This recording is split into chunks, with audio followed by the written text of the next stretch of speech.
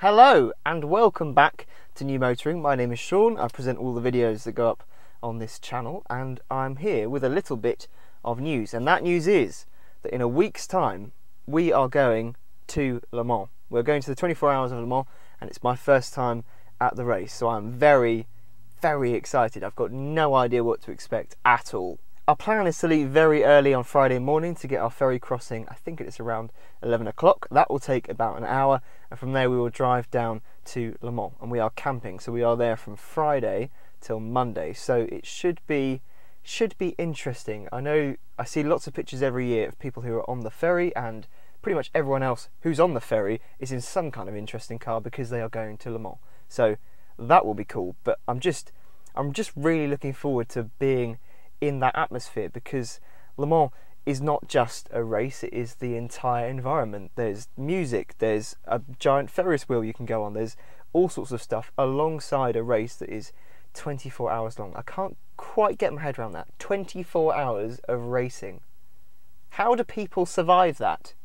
I have been to a WEC race before. I've been to Silverstone a couple of times, and that is incredible. Although, as a spectator sitting at the side of the track without a TV screen, it's difficult after the first half an hour, let's say, to really judge where people are on the track, because the LMP1 cars just whiz round, and before you know it, they've started to lap the GT cars. So over a 24-hour period, I think it will be even more confusing, because obviously they would have lapped everyone several times, and also there are more cars at Le Mans than there are in a standard race, so that will be interesting.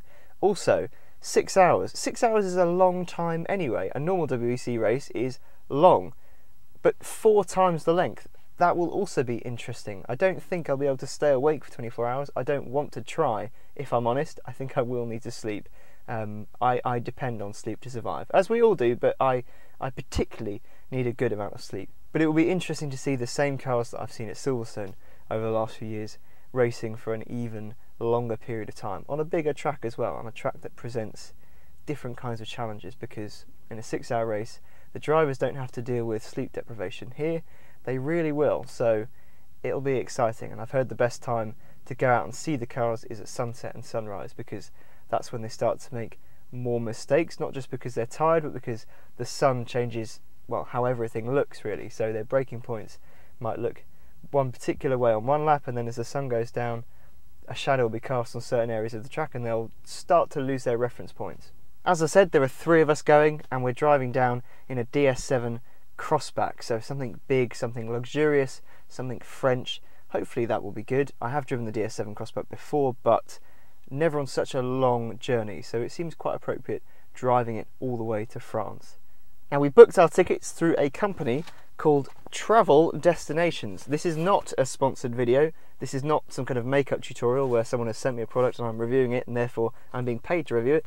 I mean, this is just who we booked with, so it's not a sponsored video. Anyway, inside we've been given a guide to Le Mans. It's got all sorts of interesting information really about the local area, what's coming up, what's going on. Not entirely relevant when I'm going to be spending the weekend in a field. Got a card here that's an emergency number in case one of us catches fire. I sincerely hope that won't happen. We've also got a sticker to put on our car, which is essential. Information about Silverstone, the WEC race coming up in August, which we should also be going to, so that should be good. And Autoglim polish. Again, not a plug for Autoglim, it's just nice that they've included it, because after, again, 4 days in a muddy field, I can't imagine the DS7 is going to be particularly clean. And then beyond that, we have in here confirmation of our ferry booking. We also have the all-important tickets. These are our tickets and our parking pass. This will get us into the circuit, and we don't have a grandstand or anything. We're just going to walk around the circuit as the race is on. 24 hours, that's quite a lot of walking. That's it really. That was all that was in our pack, apart from this little booklet. Again, your essential guide to Le Mans 2018, and it has all sorts of things in it, from the timetable, what kind of music stuff is on, and a map and emergency numbers. Again, all useful information. It's also got the entry list. This was printed probably a month or 2 ago, at least, I would have said, so the entry list might not be accurate. However, if you are going to Le Mans, what I highly recommend you do is just type in Le Mans Spotter's Guide on Google, and you'll find a website that is by a guy called Andy Blackmore, who every year does these beautiful and incredibly detailed spotter's guides that show every single car that is going to be entered at Le Mans. It shows their entry number, their livery, what coloured lights they have, because LMP1 and GT, they have different coloured lights. It shows who the drivers are, their names, all sorts of information, and information about the track and the teams more broadly as well. They are incredibly detailed. If you're going, and even if you're not, if you're just sitting at home watching it on TV, look for those spotters guides. They are incredibly useful. And if you are going to the race and you want to come and say hello, by all means do that. Get in touch. Facebook, Instagram, Twitter, YouTube, however you want to get in touch. It's all at New Motoring. Or go on newmotoring.com/contact us. For now though, hope you enjoyed this video, and I will see you again after Le Mans. Hopefully we will survive. I'm just kind of hoping it doesn't rain and we don't get stuck in the car park.